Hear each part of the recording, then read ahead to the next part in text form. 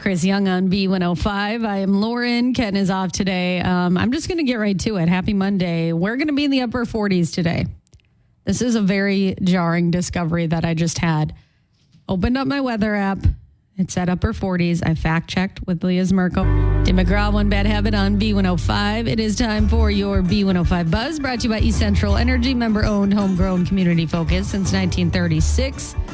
I said a few minutes ago it was a little jarring to wake up, check the weather, see that will be in the upper 40s in Duluth.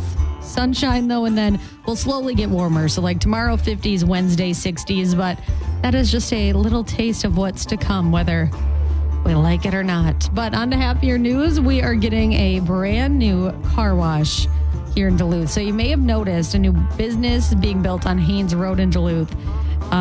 We, of course, got a Tommy's Express car wash. I think it was back in 2021.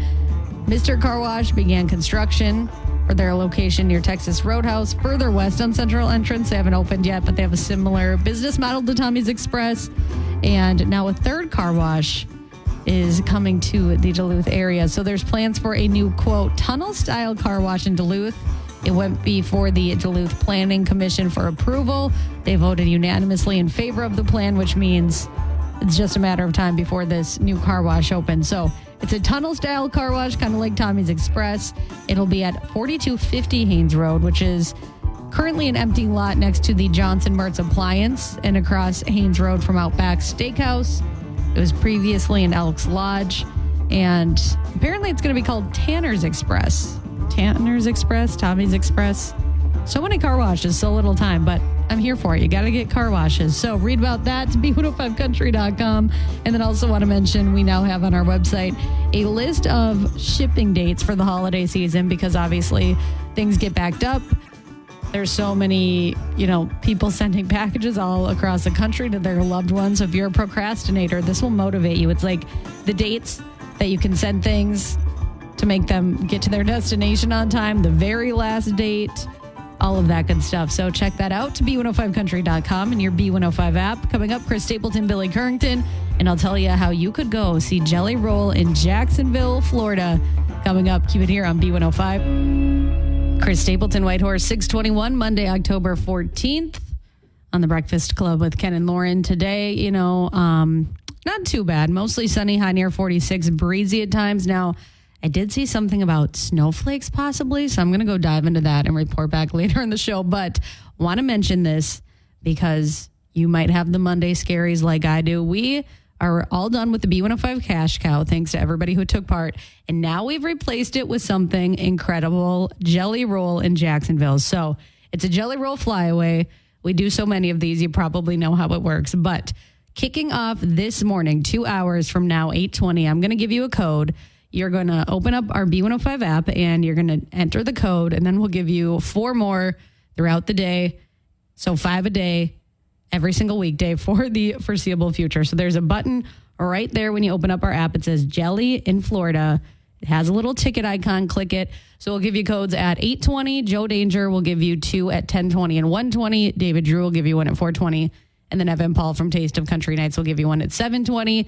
And it's a chance basically for you and your best friend and whoever you want to bring, I guess, to go see Jelly Roll in Jacksonville, Florida. He's on his amazing, beautifully broken tour right now. We'll throw in hotel, airfare, spending cash, all of that good stuff. And all you have to do, Lee Bryce, Hard to Love It, is 6:38 on the Breakfast Club with Ken and Lauren. So we all know that Lee Bryce is going to be at DEC Symphony Hall next March, and I put together a list of reasons why you should go. I mean, everybody was super excited when we made that announcement recently, and of course, we gave out tickets on the Breakfast Club, but I came up with 5 reasons that you should go see him. Obviously, we know he has a lot of hits. He's a great entertainer, but he's also super, super funny, and it's an acoustic show, which is really cool as well. It's just him and his guitar, which I don't think I've ever been to an acoustic show before. It's just really rare for country artists to do that. And then also, Ken and I, we had the chance to talk to him before Grand Country Nights. He was a headliner. We got to talk to him before he went on stage, and he's hilarious. And he's kind of like a Minnesotan. Like, he loves fishing. He loves hunting. He loves doing all those things. So, his music speaks for itself, but it's kind of fun when he's kind of like a Minnesotan as well. And a Wisconsin resident too. He shares some very good characteristics. So check out that full list, b105country.com. Get your ticket. Time now is 6:46 on B105. When I said this is the craziest story, maybe one of the craziest stories in country music ever, I mean it. So you might have seen this, Brantley Gilbert. He's on tour right now. Of course, that was in Duluth earlier this summer. So much fun, the Off the Rails tour. And he was in Mississippi Friday. And about 4 songs into his set, he abruptly left. But the crowd was told, don't go anywhere. So everybody's like, okay, what's going on? So he was performing.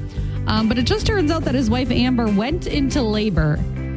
So like I said, he was 4 songs into a set.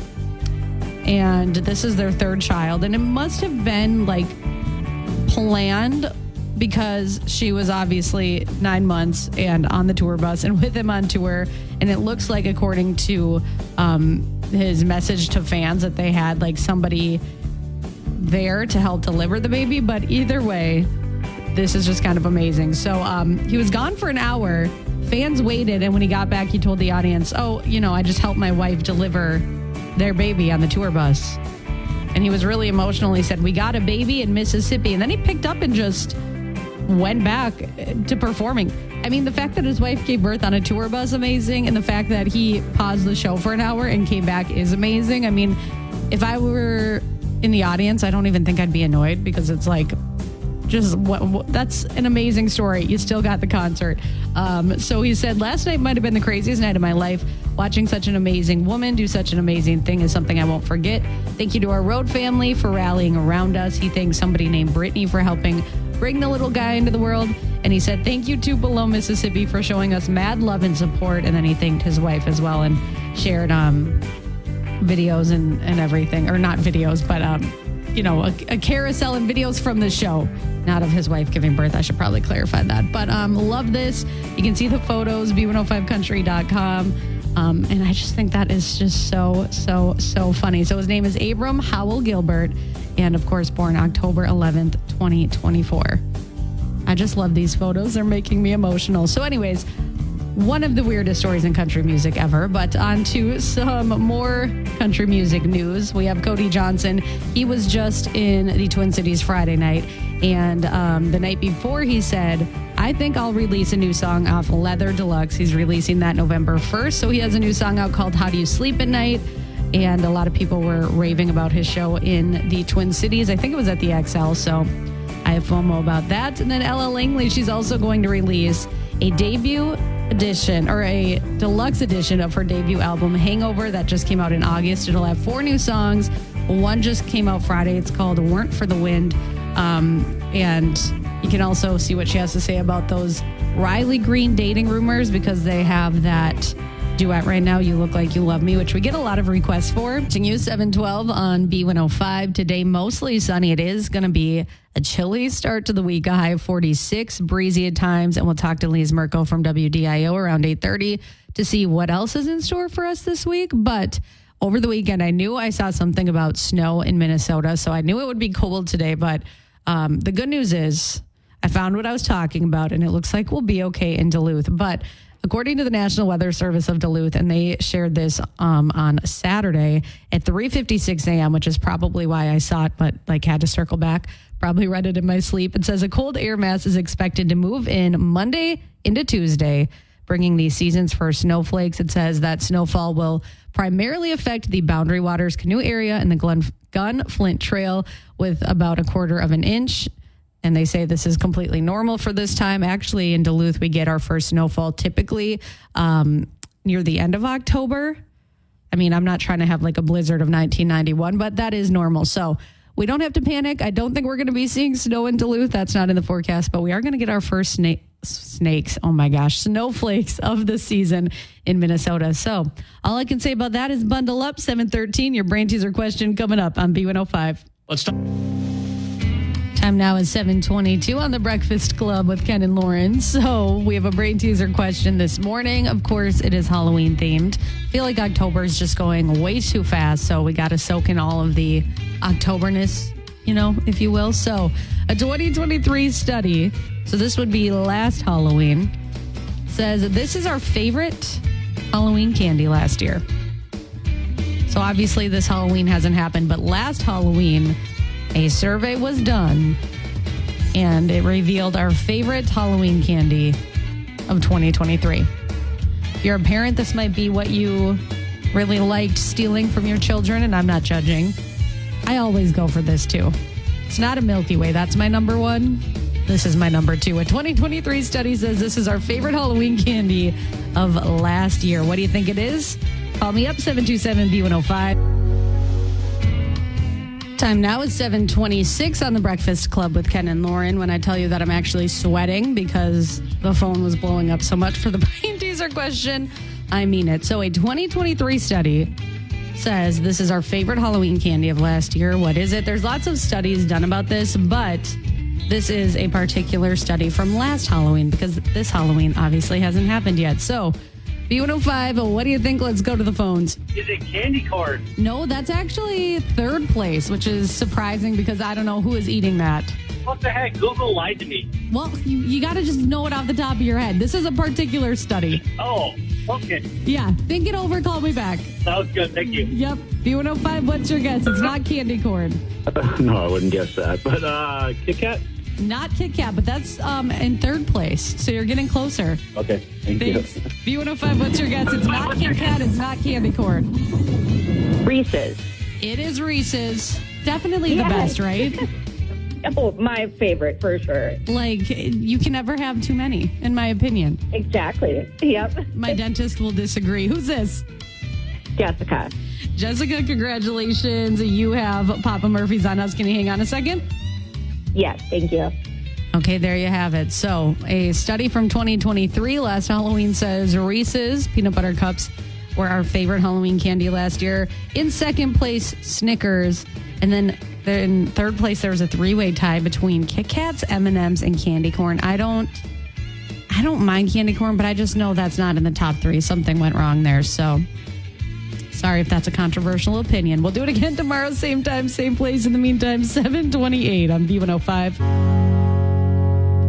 Derek's free and easy down the road I go. 7:41 on B105. Mostly sunny today. It is a little bit brisk, though. We'll see a high near 46 and breezy at times. So if you have not planned a Halloween costume, maybe your little one hasn't planned their Halloween costume yet, we have a list on our website, b105country.com. 10 country artists who make great and easy Halloween costumes. And when I was looking at this, I'm like, wait, actually, though, like these are all super easy. And all of these costumes it's obvious who the country star is. I feel like sometimes with costumes, anytime I put together a costume, that's not my Chucky onesie. It's not always easy to tell. Like one time I was an FBI agent from Criminal Minds. You don't know who that is, if you're just passing by. But these costumes, you definitely do. So we have Dolly Parton on there. Super funny. And then Eric Church was one of my favorites because I think I have all these things. All you need is Ray-Bans, a leather jacket, some dark jeans. You're good to go. Jelly Roll, I feel like that's going to be a super popular costume this year. You need some face tattoos. You don't have to get a real one, but, stick on. And then you just wear like a button up. And there's also a beard that you can buy on Amazon as well. So that's kind of funny. And then Lainey Wilson, that's a super obvious costume too. Bell bottoms, a hat, you're Lainey Wilson, and then Luke Combs. Because Luke Combs just dresses like a normal, guy. He wears his Dickies button up and his hat. And then, Reba's on the list, Shania Twain, Willie Nelson. So if you need a good costume, check that out. I think that those are all really good, easy costumes and expensive costumes. And, if you're a big fan of any of those people, why not dress up as them for Halloween? So check that out. Like I said, B105 Country. Time now is 7:50 on B105. If you heard the story last hour, you're probably still thinking about it like I am. It's just absolutely insane and has a happy ending, so I love it. So Brantley Gilbert, he is on his Off the Rails tour that was, of course, in Duluth earlier this summer. And he was 4 songs into his set Friday night when he got pulled off stage. And he called it an emergency message. He was just told that he needed to get off stage right away. And it turns out that his wife was giving birth in the tour bus, their third child. So he was gone for an hour. Obviously, this wasn't planned. I don't want to say it wasn't expected. I mean, for this particular Friday night, it wasn't expected. Obviously, she was super far along and everything like that. But yeah, so he, after 4 songs, was pulled off stage. He sprinted to the tour bus and he found his wife giving birth, and she had her baby in the tour bus. So cute.